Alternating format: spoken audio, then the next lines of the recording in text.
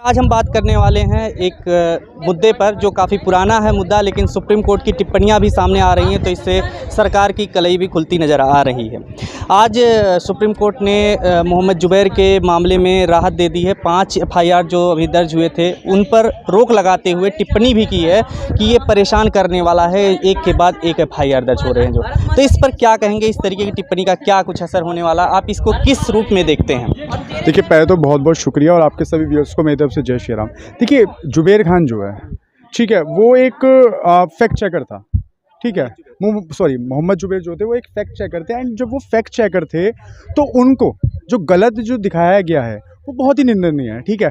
एक तो है रोहित रंजन जो झूठी खबर चलाता है, उसको कोर्ट उसको बाइज्जत बरी कर देती है, ठीक है। और एक है मोहम्मद जुबैर खान जो आपको सच्चाई दिखाता है, जो आपको फैक्ट चेक करके आया, गलत खबरों को सही खबर बता रहा था आपको। आपने उसको जेल के अंदर डाल दिया, आपने उसके ऊपर कार्रवाई कर दी, और अब आप जब उसको आपने जमानत दी तो आपने जमानत भी उसके मतलब 5-6 शर्तों के मुताबिक दी है, जो कि बिल्कुल सरासर गलत है। देखो, कोई भी चीज़ हो, ठीक है, चाहे कोई भी व्यक्ति हो, तो न्याय करो तो सबके साथ इक्वलिटी के साथ करो। आप उसकी जात और पात, आप उसका धर्म देख के ना कीजिए, क्योंकि देखिए न्यायालय जो है, जो न्यायालय के अंदर जो लोकतंत्र का जो ढांचा है, वो हर किसी को सजा एक ही देता है। और वो सारी पुलिसें जो हो गई हैं वो सरकार के हाथ में चलने वाली हो गई हैं, ठीक है। कोई भी पुलिस, आप कोई से भी राज्य की हो, ठीक है, वो कार्य अपनी सरकार के कहने पे करती है। वो कार्य आप न्यायालय का जो पालन करके वो नहीं कर रही हैं, ठीक है। आप देखिए, अभी सीजीआई ने, ठीक है, भारत सीजीआई ने कल ही बोला कि आप जो भी फैसला लें, ठीक है, आप सही तरीके से लें, ठीक। कानून अपना काम अपने दायरे में रह के करे, सरकार का अघोषित पिट्ठू बनने के काम करने की कोशिश ना करे, क्योंकि देखिए इससे आज देखो, आज सरकार किसी की हो सकती है, ठीक है, कल सरकारें बदलेंगी, किंतु पर न्यायालय पे जो लोगों की जो आस्था है, जो विश्वास है, उसको बनाए रखने के लिए पुलिस को एक तरफा कार्रवाई करनी चाहिए। आपने रोहित रंजन को बचाने के लिए पूरी यूपी पुलिस लग गई, ठीक है, वहीं जुबैर खान को घसीट के दिल्ली पुलिस भी ले आई, यूपी पुलिस भी उसके ऊपर एफआईआर करवाती जा रही है। देखो, ये सरासर गलत है। आप ब्राह्मण भी हैं, हिंदू भी हैं, तो क्या लगता है कि हिंदुओं के ऊपर जो साजिश रची जा रही थी उसमें ये प्रतिरोध में या उसमें ये सही हो रहा है जो हो रहा है? आप किसको कैसे देखते हैं? क्योंकि ये कहा जा रहा है हिंदू भी खतरे में है, इसलिए जो है मुसलमान ऐसी साजिश रखते हैं। आप मुझे एक बात बताइए, 8 साल हो गए, हिंदू हृदय सम्राट की सरकार है, और हिंदू हृदय सम्राट की सरकार होने के बावजूद भी, ठीक है, फिर भी हिंदू खतरे में है। अरे क्यों खतरे में है? सत्ता आपके हाथ में, प्रधानमंत्री आपका गृह मंत्री, आपका हिंदू हृदय सम्राट, ठीक है। जब हिंदू हृदय सम्राट की सरकार होने के बावजूद भी अगर हिंदू खतरे में है, तो आप बताइए, हिंदू खतरे में नहीं है। असल में मेन मुद्दा ये है, इनकी कुर्सी खतरे में है। इनकी कुर्सी जब खतरे में होती है, जब हिंदू खतरे में हो जाता है, और सारा का सारा भांडा जो फोड़ते हैं, ये जाके फोड़ते हैं मुसलमानों के सिर पे। मुसलमानों को इन्होंने एक बलि का बकरा बना लिया है कि देश के अंदर कुछ भी गलत हो या देश के अंदर कुछ भी गलत चल रहा हो, तो एक मुसलमान को पकड़ो, उसको बलि का बकरा बनाओ और डाल दो, ठीक है। आप मुझे बताइए, अभी जो लुलु मॉल के अंदर जो अभी आपका ट्रेंडिंग में है घटना जो घटित हुई, उसके अंदर 3 हिंदू लोग थे, ठीक है, एक पाठक था, एक योगी था, ठीक है, एक उपाध्याय थे। उसके बावजूद, हाँ, उसके बावजूद आपने पहले ही करनी सेना जो थी वहाँ पे गई और वहाँ पे जाके अपना विरोध प्रदर्शन करने लगी। तो आप देखिए, बीजेपी की और आरएसएस की संघ की एक चाल देखिए कि देखिए, करता कौन है? बीजेपी वाले। आपका पीड़िता कौन होता है? वो बीजेपी वाला कार्यकर्ता होता है, और आपका प्रदर्शन करने वाला भी बीजेपी वाले होते हैं, और आपका फ़ायदा उठाने वाले भी भारतीय जनता पार्टी के लोग होते हैं। तो आप ये देखिए, जो सियासत जो इन लोगों ने करी है, ये सियासत कहीं ना कहीं इन लोगों ने जो करी है, वो अपनी राजनीति और अपनी राजनीति की कुर्सी और अपनी रोटी सेकने के लिए जो लोगों के अंदर नफरत का जो बीज बो रहे हैं, जो बहुत गलत है।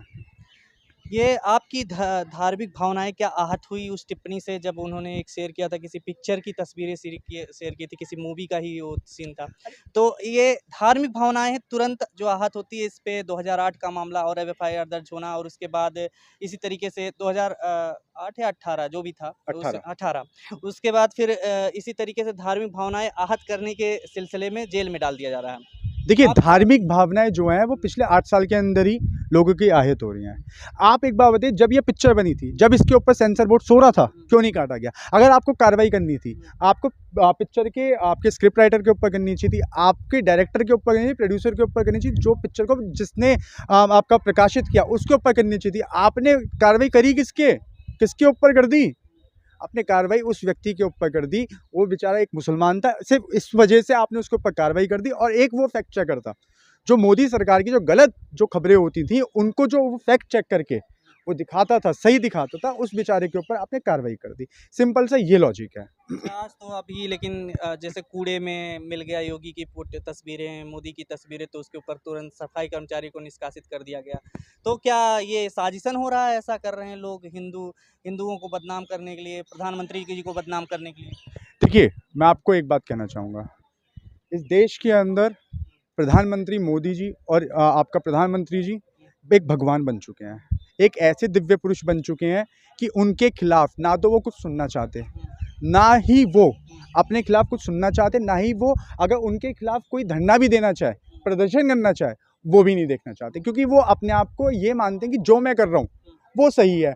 और देखिए, जिन्होंने भक्ति का अपना चश्मा लगा रखा है, जिनको लग रहा है इस देश के अंदर हालातें सही हैं, तो मैं आज उनसे एक बात कह देना चाहता हूँ, इस देश के अंदर बहुत से ऐसे लोग भी रहते हैं जिनके पास अपना खुद का घर भी नहीं है। इस देश की जो जनता है, सुबह उठते के साथ ही ब्रश करने से लेके आपका रात के सोते टाइम तक जो गुड नाइट लगाती है, उस चीज़ों पे भी आपका टैक्स देने का कार्य करती है। आप सोचिए, जो आज आपने जो आपका दही और आपका पनीर और आपका इन सब चीज़ों के ऊपर जो आपने टैक्स लगाया है, आपने जनता को फिर से आपने तबाह करने का कार्य किया है। पहले तो आपने एलपीजी के दाम बढ़ाए, उससे पहले आपने अपनी काली कमाई बढ़ाने के लिए आपने अपना आपका पेट्रोल डीजल के ऊपर लगा दिया।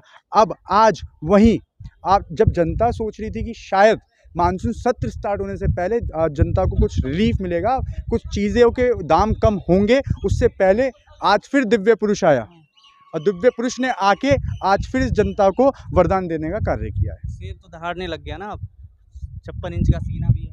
देखिए, मैं तो ये कहता हूँ, अशोक स्तंभ के अंदर जो आपका चक्र होता है, अशोक चक्र, उसके अंदर 56 वो कर दो, क्योंकि मोदी जी जब हर चीज़ के अंदर अपना बदलाव करते जा रहे हैं, मोदी जी जो चाहते हैं वो जो करते जा रहे हैं, आप देखिए शेर दहाड़ने लगा। अशोक स्तंभ का आप मतलब जानते हैं क्या? कभी आपने अशोक स्तंभ के पीछे की इतिहास पढ़ने की कोशिश की? अशोक स्तंभ का मीनिंग क्या है? अशोक स्तंभ एक शांति का प्रतीक है, जो आपका चंद्रगुप्त मौर्य ने बनवाया था, सॉरी राजा अशोका ने बनवाया था, ठीक है। वो इसलिए बनवाया था कि जिससे शांति का प्रतीक दिखे, ठीक। आज मोदी जी ने एक ऐसा आदमखोर जानवर दिखाया जो अशोक स्तंभ नहीं लगता, वो उसको देख के डर लगता है कि वो शेर अब इकोनॉमी खा रहा है। आज वही शेर लोगों को महंगाई के बोझ में डाल के खा रहा है। आज वही शेर जो आपका अपना रुपया है उसको खा गया। देखिए, वो शेर बना, रुपया 80 हो गया। और देखिए, मैं तो एक बात और कहना चाहूँगा आपके चैनल के माध्यम से, मोदी जी इतना अच्छा काम करते हैं, 18 घंटे की मेहनत करते हैं कि आपका इतनी बार तो बरेली के बाजार में झुमका नहीं गिरा जितनी बार मोदी सरकार के अंदर रुपया बार बार गिरा और बार बार गिर रहा है और गिरेगा, क्योंकि मोदी जी के पास कोई नीति नहीं है, ना ही भारतीय जनता पार्टी के पास कोई नीति है। भारतीय जनता पार्टी के पास सिर्फ एक चीज़ है, जुमला। माफ़ करिएगा, जुमला नहीं बोलना, मास्टर स्ट्रोक। वो ऐसा मास्टर स्ट्रोक ठोकते हैं।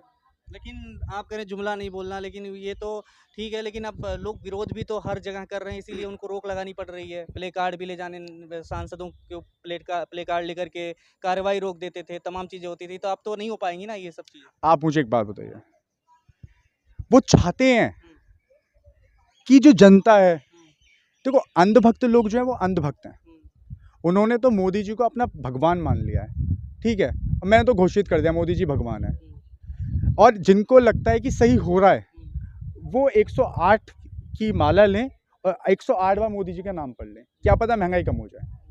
मुझे नहीं लगता कि, क्योंकि जो देश की जो स्थिति है ना इस टाइम पे, वो इतनी मतलब कि गड़बड़ा चुकी है कि इस देश के अंदर जो आम जो जनता है, तो आप अपने हिसाब से मत सोचिए मोदी जी, आपको तो पेंशन भी मिलती है, क्योंकि आप तो अब जो जनता को फ्री जो सुविधाएं जो मिल रही हैं, जो उनका जो हक है, क्योंकि वो एक टैक्स पेयर है, अगर उसको अगर कोई सुविधा मिल रही है तो आप कहते हो कि रेबड़ी बांट रहे हैं। और मैं आपके चैनल के बाद सिर्फ एक चीज़ बोलूँगा कि मोदी जी, आपके पेट में दर्द क्यों हो रहा है? आप पे तो अपनी पेंशन तक नहीं छोड़ी जाती, आपके सांसदों पे पेंशन नहीं छोड़ी जाती, पर हाँ, जनता टैक्स भी पे करे और जनता हर चीज़ करे और इनकी बात माने और इनको ही भगवान मान के बैठ जाए, पर ऐसा नहीं होने का। अंत सबका आता है, आपका भी आएगा। तो क्या लगता है कि ये अंत की ओर जा रहा है? वो तो कह रहे हैं कि सब कुछ बढ़िया चल रहा है, देश में अर्थव्यवस्था भी अब 10 संभलने साल लग हो गई गए, है। आपका 8 साल हो गए, 2 साल और बचे हैं। उसके बाद मोदी जी की दाढ़ी तो वैसी बड़ी पड़ी है और अब जनता जो है 2024 के अंदर उनके हाथ में झोला देगी और उनको भगाने का कार्य करेगी। चलिए ठीक है, शुक्रिया। खबरों में बने रहने के लिए फोरम 4 को सब्सक्राइब करें और नोटिफिकेशन पाने के लिए बेल आइकन दबाएं।